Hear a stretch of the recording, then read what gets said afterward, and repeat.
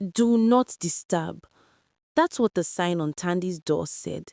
But it wasn't just a sign, it was a wall, a fortress, a desperate cry for help that no one could hear.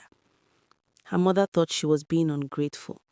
Her grandmother thought she was being disrespectful. Her little cousin thought she didn't love them anymore. But behind that locked door, Thandi was dying inside. Every day, she walked through the gates of the school that was supposed to change her life. The school her mother worked 2 jobs to keep her in. The school everyone said was a blessing. But blessings aren't supposed to make you want to disappear. This is the story of a girl who lost her voice and how she finally found it again. The day the letter came, Thandi's mother cried. Not sad tears, happy ones. She held the white envelope like it was made of gold and danced around their small kitchen. "My daughter is going to Riverside Academy," she shouted. Their grandmother clapped her hands and called all the neighbors. Everyone came to celebrate. Riverside Academy was the kind of school Thandi had only seen on TV. Rich kids went there, kids whose parents drove fancy cars and lived in big houses. But Thandi had won a scholarship, full fees paid. Her mother, who cleaned offices at night, said it was a miracle. "This will change your life, my baby," she whispered, holding Thandi tight. That was 6 months ago. Now, standing at the school gates on a Monday morning, Thandi felt sick. She watched expensive cars drop off students with new backpacks and phones that cost more than her mother earned in 3 months. Her own uniform came from a second-hand shop. The skirt was a bit faded. The hem had been let down to make it longer. A girl with blonde hair stepped out of a shiny black car. Her name was Jessica. She looked at Thandi and smiled, but not a nice smile. She whispered something to her friend and they both laughed. Thandi pulled her old backpack higher on her shoulder and walked through the gates with her head down. When she reached her locker, her heart dropped. Someone had written "Poor Girl" on it in big letters. Again. Break time was always the worst. Thandi sat in the library pretending to read. She couldn't go to the cafeteria. That's where Jessica and her friend ruled like queens. Thandi's stomach was growling. She hadn't eaten breakfast because her mother had worked all night and needed to sleep. "There you are," Jessica's voice made Thandi freeze. The girl stood over her with 2 friends, Mia and Sarah. Before Thandi could move, Jessica grabbed her backpack and dumped everything on the table. Her things scattered everywhere, a pencil case held together with tape, a borrowed textbook, and her lunch, 2 slices of bread with peanut butter in a plastic bag. "Is this what you eat?" Sarah said loudly. Other students looked over. "My dog eats better food than this." All 3 girls laughed and walked away. Thandi's hands shook as she picked up her things. Her face burned with shame. Some students stared. Others pretended not to see. No one helped. After school, Thandi didn't take the bus. She walked home, even though it took an hour. She needed time to stop crying before she got home. By the time she reached their small house, her feet hurt and her eyes were red. Her mother had already left for work.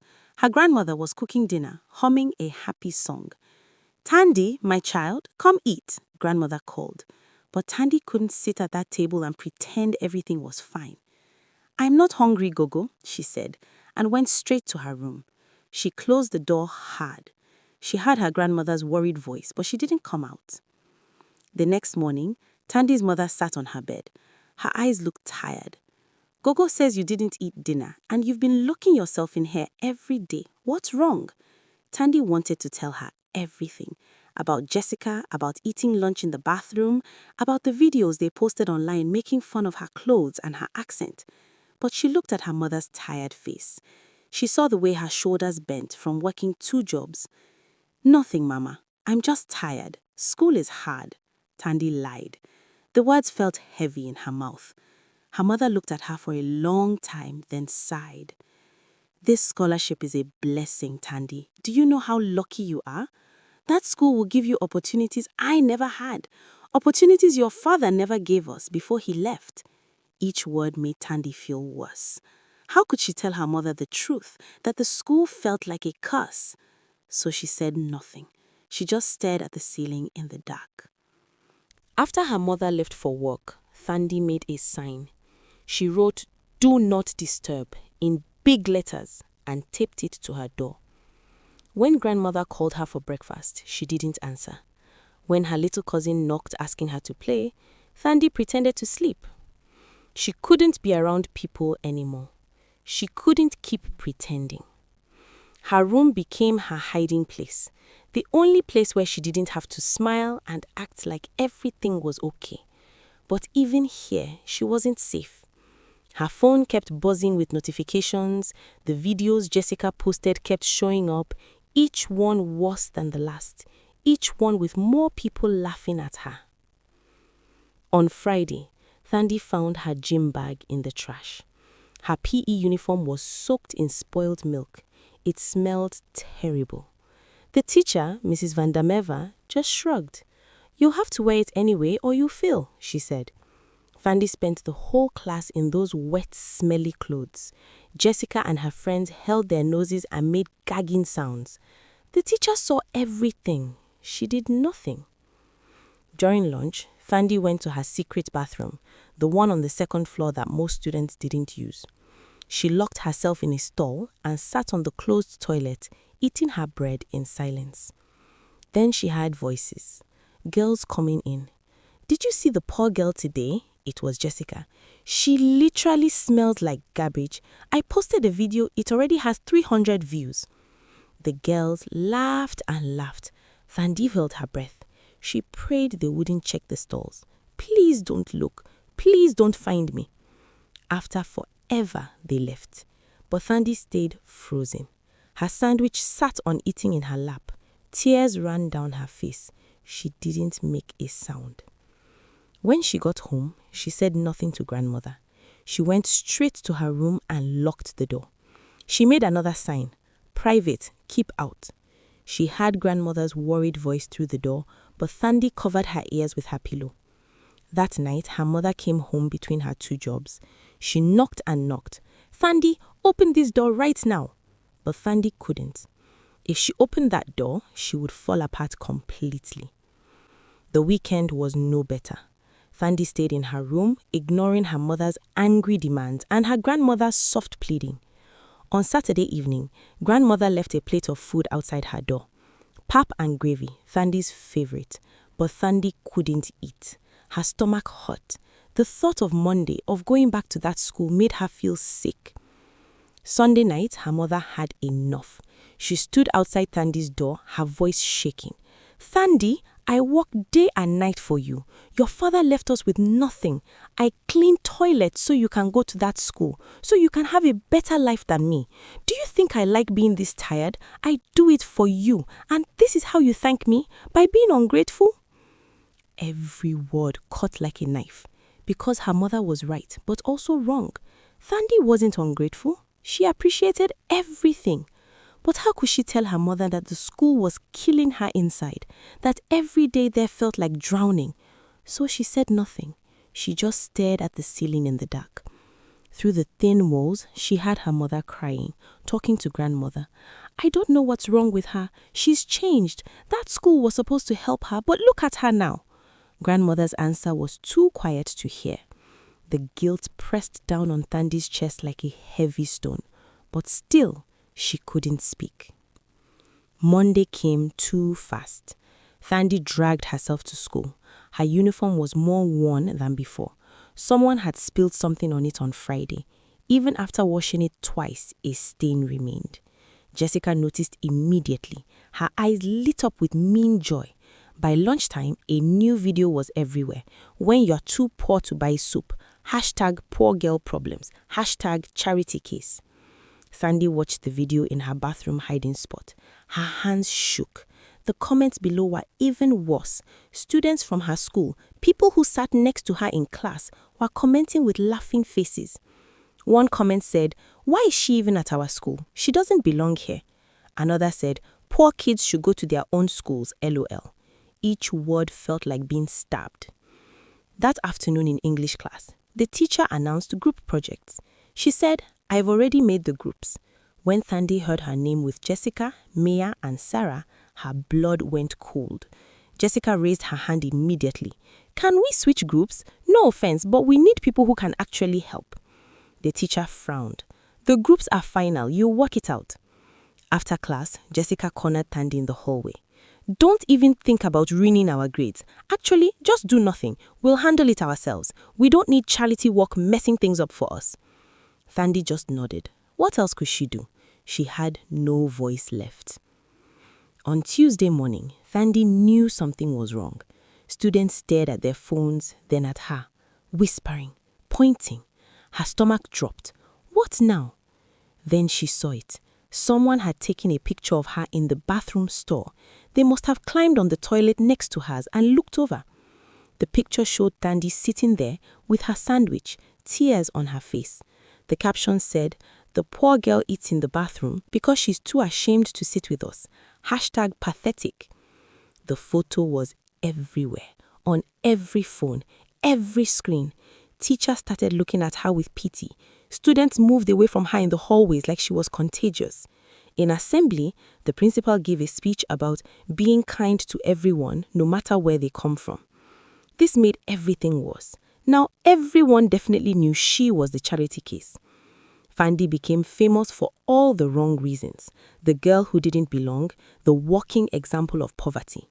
During lunch, she couldn't even hide in the bathroom anymore. That had been her last safe place, and they'd taken it from her.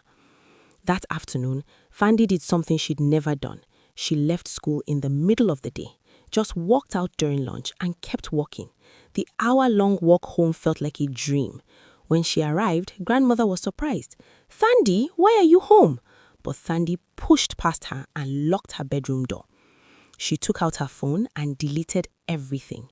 Instagram, Twitter, TikTok, all of it. But deleting the apps didn't delete the videos, didn't erase the photos from hundreds of phones. The damage was already done. On Thursday evening, Thandi had a familiar voice. Auntie Grace, her mother's younger sister from Cape Town, had come to visit.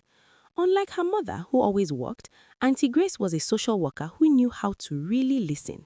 She had her asking about her, had grandmother explaining her worry, had her mother's frustrated voice talking about Thandi's behavior.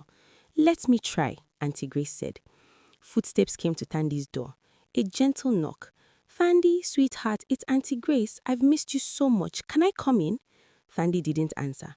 But Auntie Grace didn't leave or yell. She just sat down outside the door. "You know, when I was 16, something happened at school. Something that made me feel like my world was ending. I couldn't tell anyone because I thought they'd be disappointed. I carried it alone and it almost destroyed me." The words hung in the air. Despite herself, Thandi listened. "I'm not going to force you to talk, but I'm here, right outside this door, whenever you are ready. No anger, no judgment, just me waiting for you." Her voice was so gentle, so different from her mother's tired frustration or her grandmother's anxious worry. Something in Thandi's chest began to crack. They sat like that for an hour, two people separated by a door, but somehow together. For the first time in months, Thandi didn't feel completely alone. She leaned her back against the door, knowing Auntie Grace was on the other side, and for a moment, the heavy weight on her chest felt a little lighter. Friday morning, Thandi woke up with the same dread. School, that terrible place. Auntie Grace, Purina, and her mother were talking quietly in the kitchen.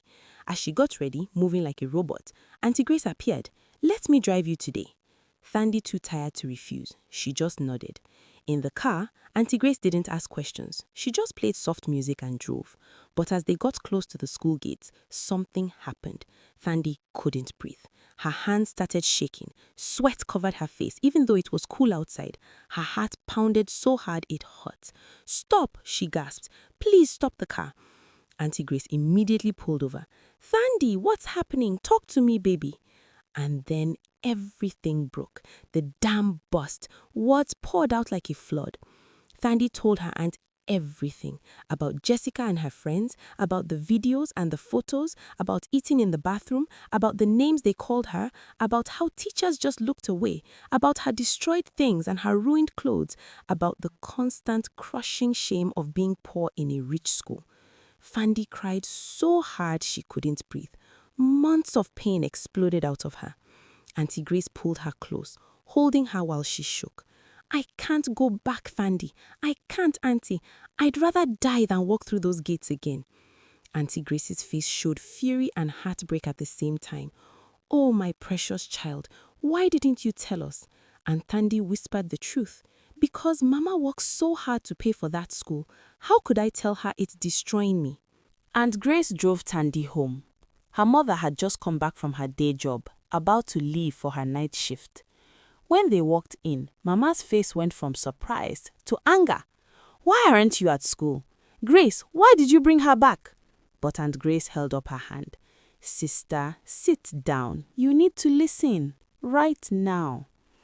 Something in her voice made Mama stop. What came next was the hardest thing Thandi had ever done. With Aunt Grace holding her hand, she told her mother and grandmother everything. She showed them the videos, the photos, the cruel comments. She watched her mother's face change from anger to horror to guilt. Why didn't you tell me? Mama whispered, tears falling. I thought you were just being difficult. I was so angry with you. She pulled Thandi into her arms, holding her like she was a little girl again.